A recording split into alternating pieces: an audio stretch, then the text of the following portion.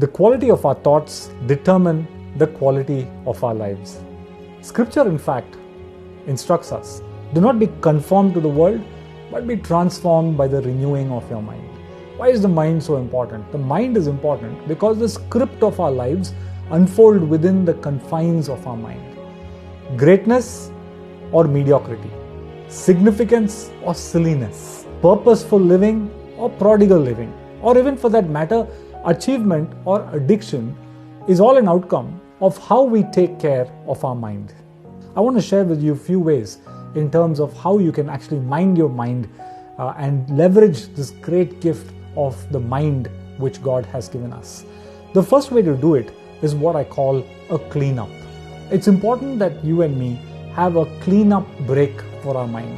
Let's say I'm in a very generous mood today and I gave you the keys of a latest Mercedes-Benz and I said, this car is yours. Now there's a small catch.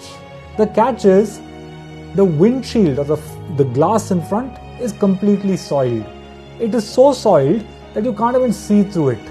In all probability, if you drive that car with the windshield soiled, it's going to affect your visibility. As a consequence, there are going to be accidents. You're going to hurt somebody else. You probably may also end up hurting yourself. Now that's how we drive through life. We drive through life with the windscreen of our minds dirty and soiled and carrying all this excess baggage of the past which may not be relevant today. And therefore we meet with accidents in life, of misunderstandings, of mistakes, and of also broken relationships. Hence, this mind break becomes important. It's important to take that break and to clean up our mind, clean up our perceptions and assumptions, and take life on with a mind that is actually clear. And a great way to do it is to use God's word as a mirror when you go through this cleanup process. So after cleanup, the second step is fill up.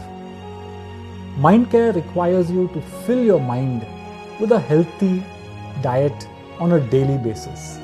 It also requires you to avoid toxins of negativity, high calories of distraction, the poison of addictions, and the steroids of poor self-esteem. And instead, fill your mind with a very sumptuous and healthy diet. You do this by feeding your mind with great thoughts, with thoughts from the Word of God, and also thoughts which benefit you in your area of vocation and drive you in the direction of your purpose. The third step is close up. The mind is like a sponge, right? You know what a sponge does. It just absorbs any liquid that it's placed on, right?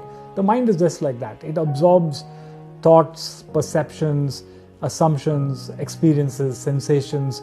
But the good news is you are in control of that. Imagine you had the keys to the front door of your house. Now, because you have the keys, you have the access to who you would allow in and who you won't allow in. For sure, you won't allow the hoodlums and the thugs to get into your house. That's why you got the key. When you have the key, it means you have the power. Similarly, you have the keys to the front door of your mind. And therefore, it's entirely up to you on what you want to think and dwell on and what you want to not think and dismiss away. And wisdom is knowing the difference of what you want to dwell and what you want to dismiss. You should be dwelling on thoughts which build you up, dwelling on thoughts which give you the solutions to the challenges that you face, gives you direction towards your purpose, and dismissing every negative spiral, dismissing addictive thoughts, and so on and so forth. So, in conclusion, when you clean up, when you fill up, and when you close up, right, you are in control of your mind. Remember, transformation actually happens through the renewal of your mind.